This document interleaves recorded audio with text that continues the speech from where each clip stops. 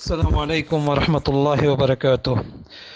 امید ہے کہ انشاءاللہ رب العزت آپ لوگ خیر و عافیت سے ہوں گے۔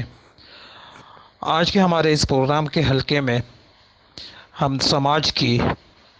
ایک ایسی بیماری کے بارے میں بات کرنے والے ہیں جس کے اندر تقریباً ہمارے سماج اور معاشرے کا ہر ایک فرد کم و ناقص اس کے اندر مبتلا ہے۔ میری مراد قرض اور قرض کی ادائیگی۔ یہ ایک ایسا مسئلہ ہے جس کے اندر بہت سارے لوگ گرفتار ہیں، اور اس گرفتاری کی وجہ سے اور قرض کی مصیبت کی وجہ سے بہت سارے لوگ بیماریوں کا شکار ہوتے ہیں، ذہنی بے چینیوں کا شکار رہتے ہیں، راتوں کو نیند نہیں آتی، دن کو سکون نہیں ملتا، لوگوں کے تانے سننے پڑتے ہیں، لوگوں کی باتیں سننی پڑتی ہیں۔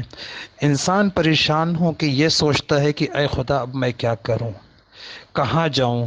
جہاں جاؤں اور کوئی جائے پناہ نظر نہیں آتی۔ سب سے پہلے تو ہمیں اس چیز کو یاد رکھنا چاہیے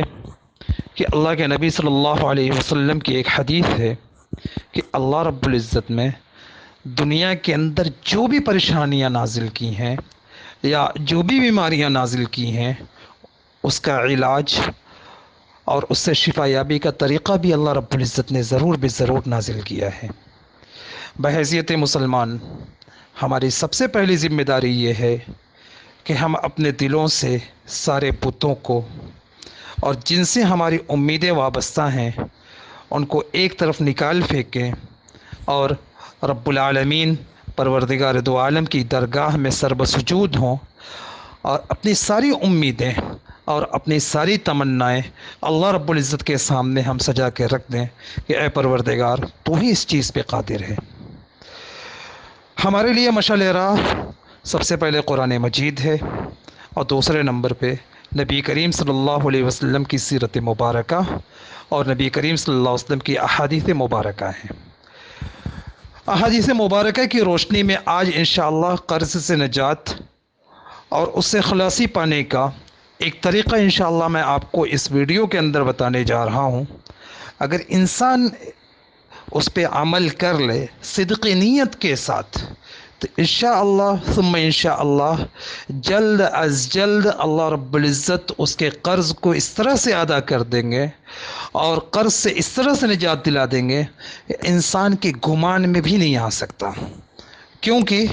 اللہ اور اللہ کے رسول صلی اللہ علیہ وسلم کی باتیں سچی اور پتھر کی لکیر کی طرح واضح ہیں، جس کے اندر کسی شک و شبہ کی گنجائش نہیں ہے۔ اللہ کے نبی صلی اللہ علیہ وسلم کی ایک حدیث ہے کہ اگر کوئی انسان قرض کے اندر مبتلا ہو اور اگر وہ قرض کی رقم کو واپس کرنے کا ارادہ رکھتا ہو تو اللہ رب العزت اس کے قرض کو ادا کر دیتے ہیں، لیکن اگر کوئی انسان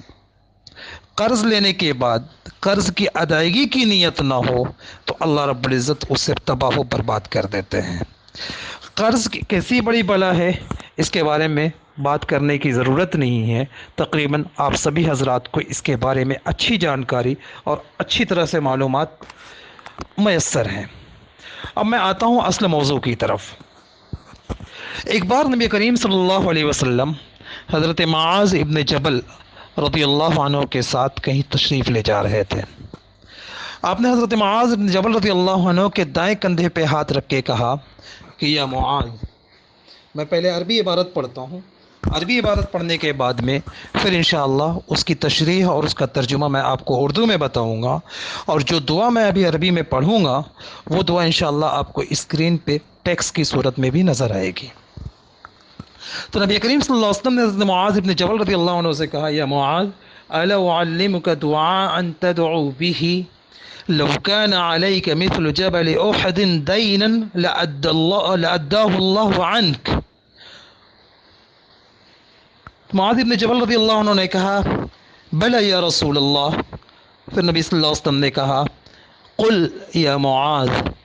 اللهم مالک الملک تؤتی الملک من تشاء وتنزع الملک ممن تشاء وتعز من تشاء وتذل من تشاء بیدک الخیر انک علی کل شیء قدیر۔ رحمن الدنيا والآخرة ورحيمهما تؤتيهما من تشاء وتمنع منهما من تشاء ارحمني رحمة تغنيني بها عن رحمة من سواك یا ارحم الراحمین۔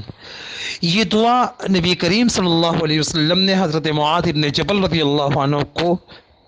سکھائی تھی، بئی طور کہ حضور صلی اللہ علیہ وسلم نے حضرت معاذ بن جبل رضی اللہ عنہ سے کہا کہ اے معاذ، کیا میں تمہیں ایک ایسی دعا نہ بتا دوں کہ اگر تم یہ دعا پڑھ لیا کرو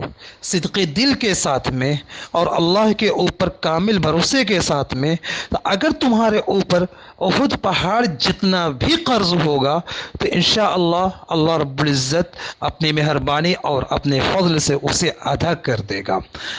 اور اس کی ادائیگی کی سبیل پیدا فرما دے گا۔ تو حضرت معاذ بن جبل رضی اللہ عنہ نے کہا کہ کیوں نہیں یا رسول اللہ، بالکل بتائیں۔ تو نبی کریم صلی اللہ علیہ وسلم نے کہا کہ اے معاذ، ہمیشہ یہ دعا پڑھا کرو کہ اے دو جہاں کے مالک، ساری بادشاہت تیری بادشاہت ہے، ساری بادشاہت کا تو اکیلا مالک ہے، تو جسے چاہے بادشاہت دے دے اور جس سے چاہے بادشاہت چھین لے، تو جسے چاہے عزت و سرفرازی عطا کر دے اور جسے چاہے اسے ذلیل و خوار کر دے، ساری اچھائیاں اور ساری نیکیاں اس کا روادار تو اکیلا ہے اور تو ہر ایک چیز پہ قادر ہے۔ اے دنیا اور آخرت کے اندر رحم کرنے والے، اے دنیا اور آخرت کے اندر اپنے بے کسوں کے اوپر ترس کھانے والے، تو دنیا اور آخرت جسے چاہے دے دے اور جس سے چاہے چھین لے، مجھے تو میرے اوپر ایسی رحمت نازل فرما اپنے پاس سے، یا میرے اوپر اس طرح سے رحم کر دے کہ اے پروردگار، میں تیرے سوا کسی اور کی رحمت اور مہربانی کا محتاج نہ رہوں۔ یہ دعا نبی کریم صلی اللہ علیہ وسلم نے حضرت معاذ بن جبل رضی اللہ عنہ کو سکھائی تھی، اور اس کے بارے میں یہ صحیح حدیث ہے، اور جس کا مطلب یہ ہے کہ اگر کوئی بھی قرض دار مسلمان صدق دل سے اللہ رب العزت سے یہ دعا پڑھ کے اگر انشاءاللہ دعا مانگے گا تو اللہ رب العزت اس کو قرض کے بوجھ سے آزاد کر دیں گے، اور قرض کی ادائیگی سے نکلنے کے لیے ایسے راستے پیدا فرما دیں گے جو کبھی کسی کے وہم و گمان میں بھی نہیں آیا ہوگا۔ اللہ رب العزت سے دعا ہے کہ اللہ رب العزت ہمیں اپنی مرضیات پہ چلنے کی توفیق نصیب فرمائے، ہمیں اور آپ کو اپنی امان میں رکھے، اور قرض اور اس طرح کی بہت ساری بیماریوں سے اللہ رب العزت ہمیں محفوظ رکھے۔ وآخر دعوانا ان الحمد للہ رب العالمین۔ السلام علیکم ورحمۃ اللہ وبرکاتہ۔